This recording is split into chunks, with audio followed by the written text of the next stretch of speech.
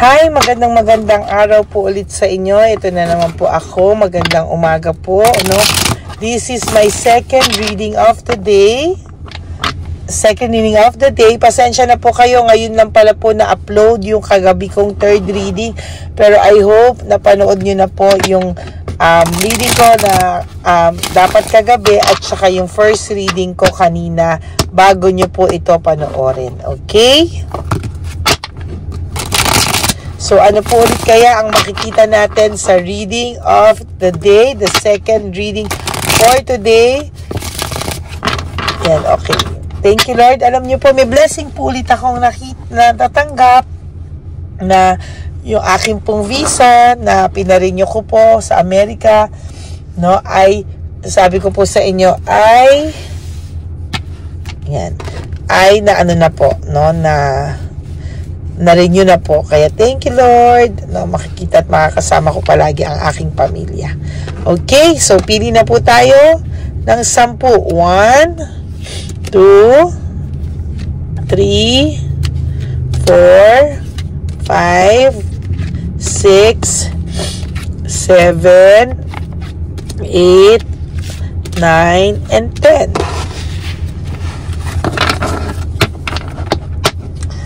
Then, pili po tayo naman ng 10 dito sa kabila.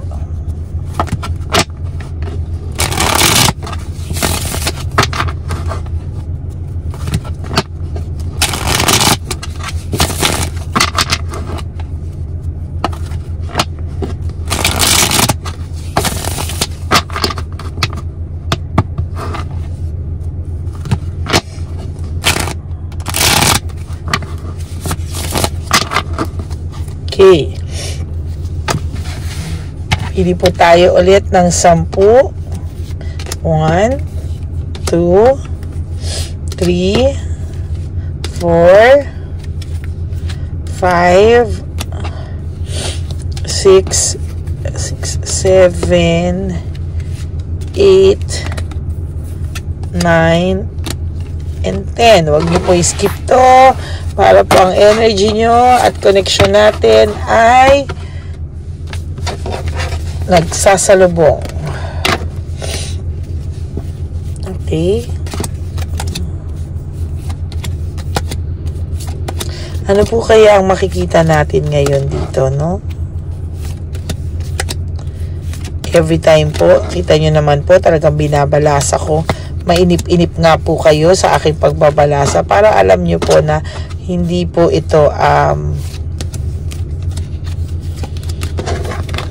nagkaka-coincidence na napubunot ko lang ulit talaga siya. Talagang yun po talaga ang nakatadhanang mabunot natin. Okay? So, simulan po natin. Win at all costs, unbridled ambition.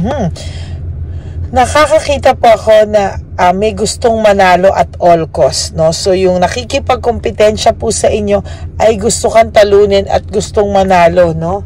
Gusto po niya talaga lahat ay mapasa kanya. Maybe this is about the third party, no? Yung, kasi po yung ex nyo po o yung person nyo po ay no motivation, lack of passion. So, hindi po siya yung gustong manalo at all costs.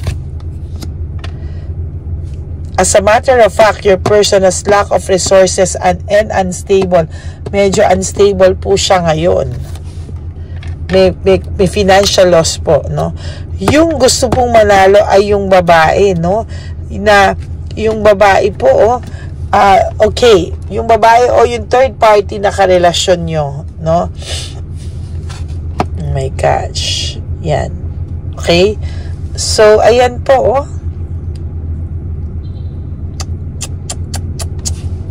there,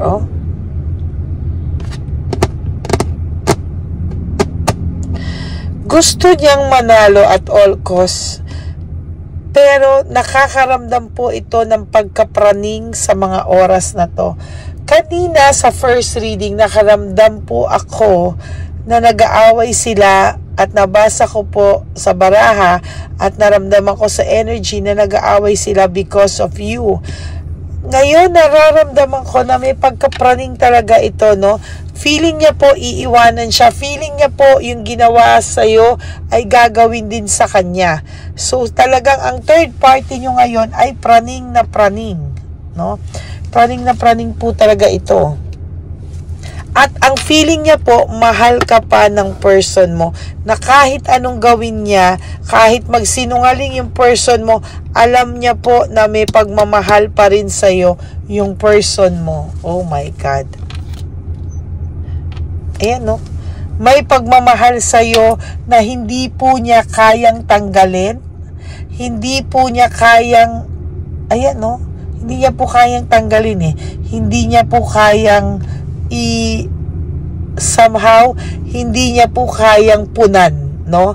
Kaya ganyan na lang po siya kapraning, kasi nararamdaman niya po na kahit po anong gawin niya ay bumabalik lang po sa sa'yo yung isip ng iyong person.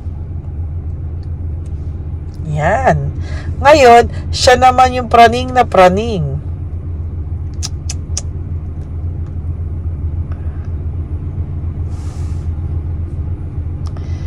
Ayan, no?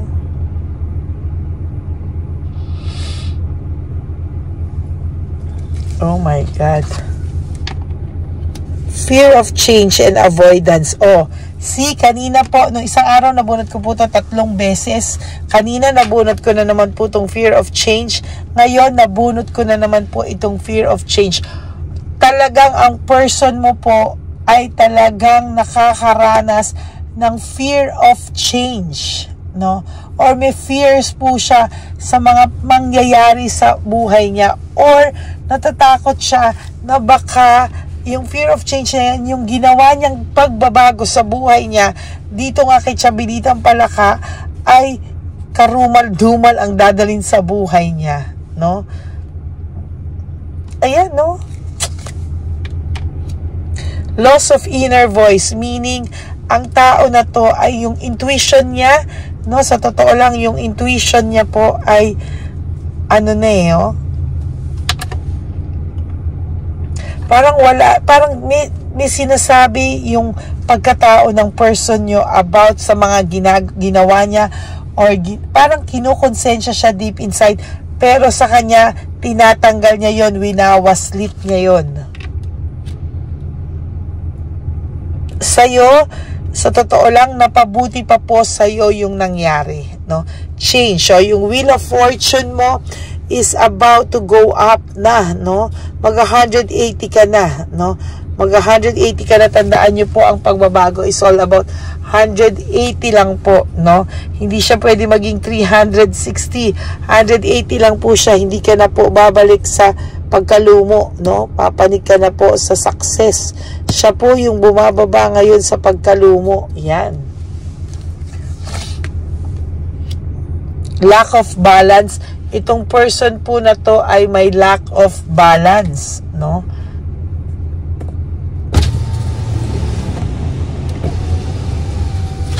Hindi niya po alam paano balansihin yung mga bagay-bagay.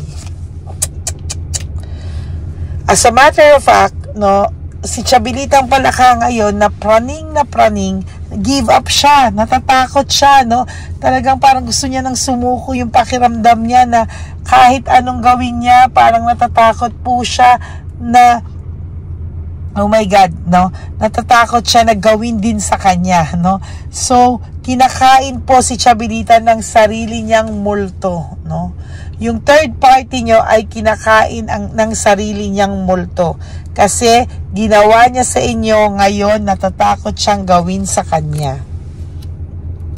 False success, meaning lahat ginawa na ni Chabilita. Halos visiting ka nito, inggiting ka nito, asaring ka nito. Talagang lahat po ay gagawin niya, mabwisit ka lang dahil happiness niya po ang sakit na nararamdaman mo. Pag nasasaktan ka po, happiness yon sa third party nyo. Kaya, deadma, no? Know the art of deadma, na kahit ano po ang gawin niya sa'yo, deadma ka lang po. Victory and success for you. no? Nabunot ko rin po ito sa iyo kanina, no, na victory and success. Sa totoo lang po, no, there's victory and success waiting for you, no? Kung ikaw po ay papanik na to success, kabaliktaran po ang mangyayari sa Tiyabilitang Palaka na yan, ano? Ayan, no? Direction and control, oh.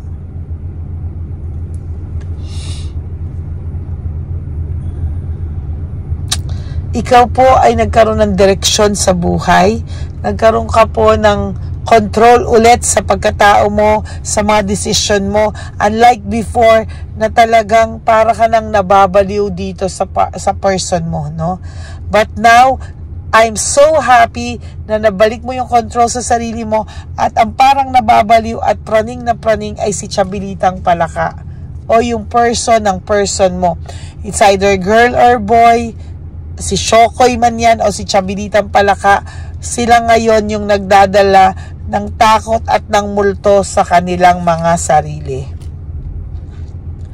Difficult decision, hindi sila makapag-decide whether, ayan o, whether gagawin sa kanila yan o hindi, anong gagawin nila. Praning na praning po sila.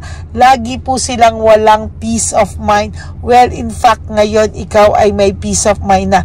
Yes, there are times na umiiyak ka pa rin. And yes, there are times na pagka nasasaktan ka pa rin. Pero hindi ka na po yung parang mababaliw. At hindi ka na rin po yung parang anytime sasabog ang utak mo dahil nag-iisip ka kung niloloko ka. Sila na ngayon yung yehey. Sila na po ngayon yung may lack of direction and conflict. Oh? Sila po yung nag-aaway ngayon dahil sa kapraningan nito. No? Siya na po ang praning. Praning na po sila. Clear mind and perspectiveness. No? Sa totoo lang po, ikaw ay may clear mind na. No? Kaya natutuwa po ako sa iyo somehow, no, na kahit papano ikaw po ay nasa maayos-ayos na state of mind na. Disconnectedness, ngayon po ang person mo at ikaw ay walang communication, maybe minimal, maybe walang communication, but I tell you, you have to disconnect with this person in order for you to finally move on and adjust sa buhay mo. And for your last card, gossip and isolation, chinichismis ka po ni Tiyabilitang Palakang praning na praning at baliw na baliw. But it is okay. Huwag ka pong mapapagod. Hayaan mo lang po. Huwag ka pong madadala sa kanya, no? Okay lang po yan, no? Okay lang po yan.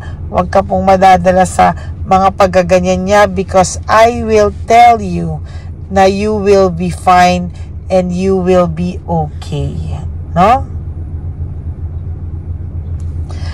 So that's it. No? That's your reading for today. Maraming salamat po. Tingnan po natin ang Love Oracle. Pipili po tayo ng 5 sa ating Lover Oracle.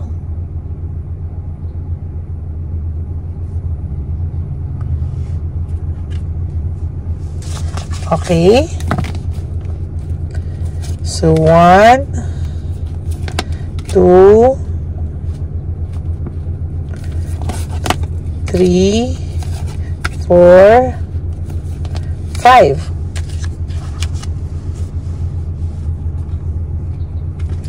Okay, wait lang po.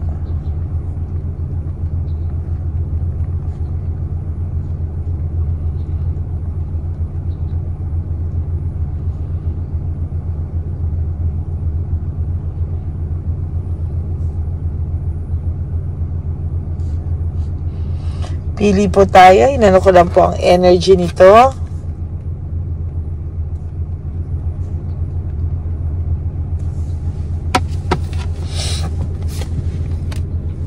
You deserve better. So, ikaw po sinasabi sa inyo ng universe na you deserve better. Kung may dumating sa'yo at nakapag-heal ka na, why not, no? Pero sa totoo lang, ito ay yung sinasabi na you deserve better. Alam po ng partner mo, ng ex-person mo o ng person mo na you deserve better, pero totohanin mo po yan, hindi po niya magugustuhan, hindi po niya kakayanin na makita ka sa iba. Why can't I tell you the truth? Yan. Why can't I tell you the truth? Hindi niya po masabi sa iyo lahat ng katotohanan.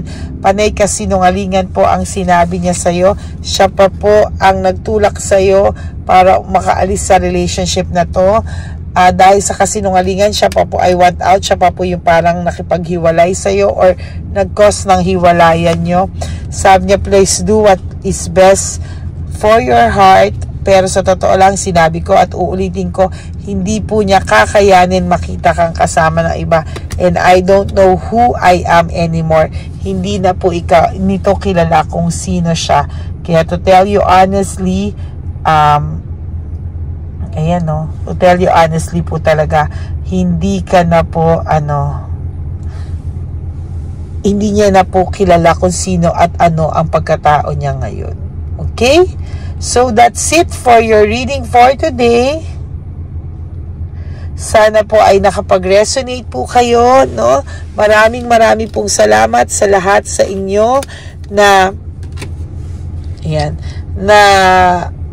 nakikinig palagi sa aking channel na Lady Elena. For those of you who wants to have a private reading with me, you can message me po sa Lady Lee Elena. Nandyan po yan sa dulo po ng ating video, no? At hindi man po ako makasagot agad-agad, but I promise to answer you within the day. Maraming salamat po sa inyong lahat. To all my Lady Elena friends, family, and subscribers, I love you all from the bottom of my heart. Yan. Maraming salamat po. Huwag po kayong malulungkot. And let go and let God write your life and love story. And surrender everything to the divine universe, okay? Life is short. Don't make it shorter by stressing yourself with all the pains and heartaches. Instead, sabi ko nga po, you surrender everything to the divine universe, to our Almighty Papa Jesus. He will never ever let you down, okay? Maraming pong salamat, and I will be back later for my last and final reading for tonight. Bibigyan ko po kayo ng isa pa pong reading para mamayang gabi. Okay? Maraming salamat po. May God bless you all. I love you all from the bottom of my heart. And sana po kayo ay maging happy for today. Enjoy the rest of the day.